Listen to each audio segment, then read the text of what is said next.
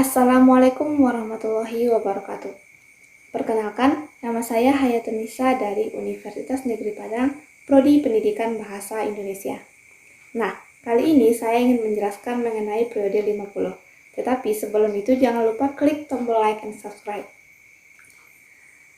Pada kali ini kita akan membahas 5 pokok bahasan mengenai periode 50. Yang pertama yaitu sejarah perkembangan kesusastraan Indonesia. Yang kedua, sastra majalah. Yang ketiga, impase dalam sastra Indonesia. Yang keempat, pengarang beserta karya sastranya pada periode 50. Dan yang kelima, karakteristik dari periode 50. Baiklah, kita masuk pada poin pertama, yaitu sejarah perkembangan kesusastraan Indonesia. Seperti yang kita ketahui, perkembangan kesusastraan Indonesia dibagi dalam beberapa angkatan, yaitu Angkatan Balai Pustaka, Angkatan Pujangga Baru, Angkatan 45, Angkatan 50, Angkatan 66, Angkatan 80, Angkatan Reformasi, dan Angkatan pada tahun 2000-an. Perkembangan kesusastraan Indonesia periode 1950 sampai 1965 tidak terlepas dari polemik kebudayaan. Setelah Indonesia merdeka, para sastrawan berusaha mencari bahan yang mencerminkan jati diri Indonesia. Dikarenakan Indonesia menganut sistem pemerintahan parlementer, maka banyak partai politik yang ada di Indonesia. Setiap partai politik mencerminkan kebudayaan politiknya masing-masing, sehingga terjadilah polemik kebudayaan. Pelopor angkatan 50 ini adalah H.B. Jassin. Hal ini dikarenakan terbitnya majalah sastra yang berjudul Kisah. Keadaan seperti itulah yang menyebabkan lahirnya majalah sastra, sehingga kesusastraan Indonesia mengalami perkembangan. Sastra majalah. Sejak tahun 1953, Balai Pustaka kedudukannya tidak menentu. Penerbit ini mengalami berkali-kali perubahan status. Ditambah lagi, penempatan pimpinan yang bukan ahli serta anggaran yang tidak mencukupi menyebabkan kemacetan produksi. Oleh karena itu, aktivitas sastra hanya berkisar pada majalah-majalah seperti Gelanggang atau Siasat, Mimbar Indonesia, Zenit, dan Pujangga Baru. Karangan yang dapat dimuat pada akhirnya hanyalah berbentuk sajak dan cerpen. Karena majalah tidak memuat karya yang panjang seperti novel, keproduktifan karya pengarang hanya berkisar pada sektor tersebut. Keadaan seperti itulah yang menyebabkan munculnya sastra majalah, yang pertama kalinya dipopulerkan oleh Nugroho Noto Susanto dalam tulisannya Situasi 1954 yang dimuat di majalah yang dipimpinnya yaitu Kompas. Impase dalam sastra Indonesia. Setelah wafatnya Chairil Anwar, lingkungan kebudayaan Gelanggang mulai kehilangan vitalitasnya. Asrul Sani dan Rifai Arifin juga ikut pasif dalam berkarya.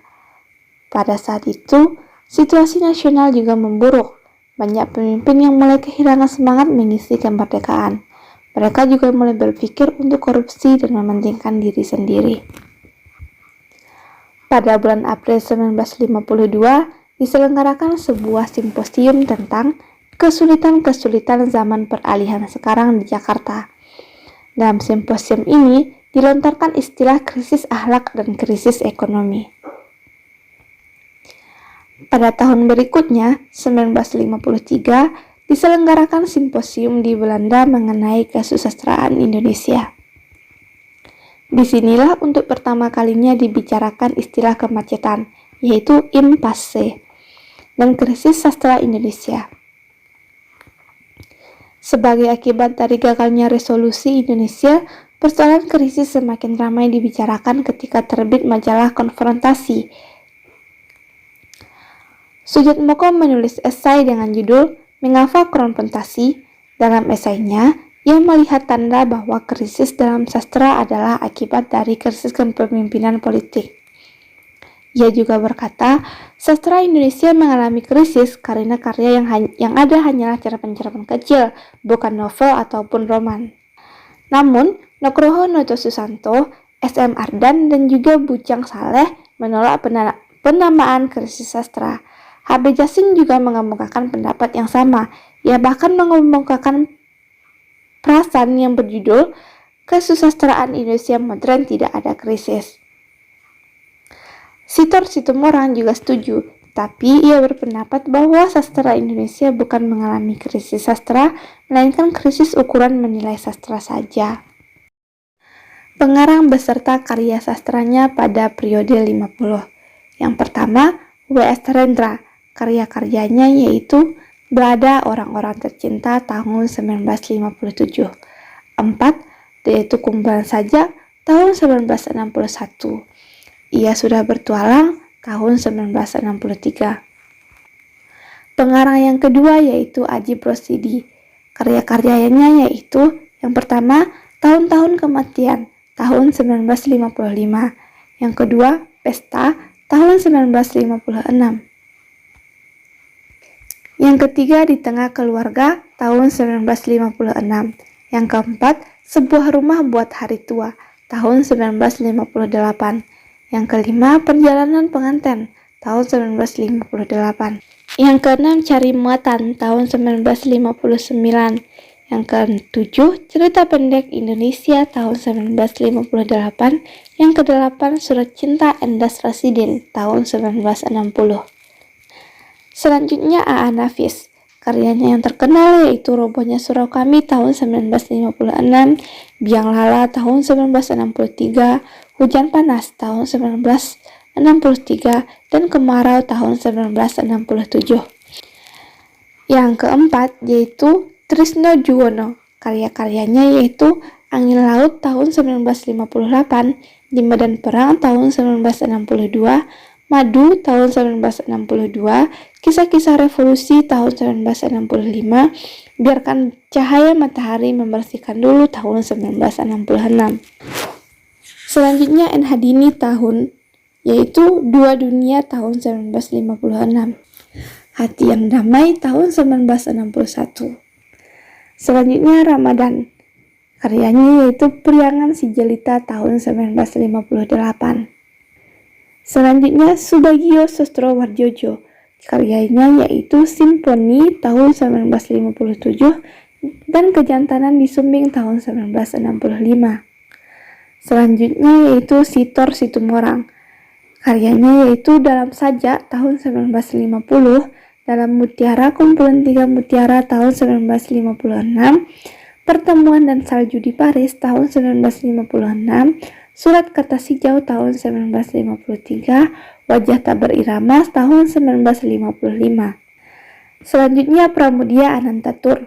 Karya-karyanya yaitu Bukan Pasar Malam tahun 1951, Keluarga Gerilya tahun 1951, Mereka yang Dilumpuhkan tahun 1951, Perburuan tahun 1950, Cerita dari Blora tahun 1952.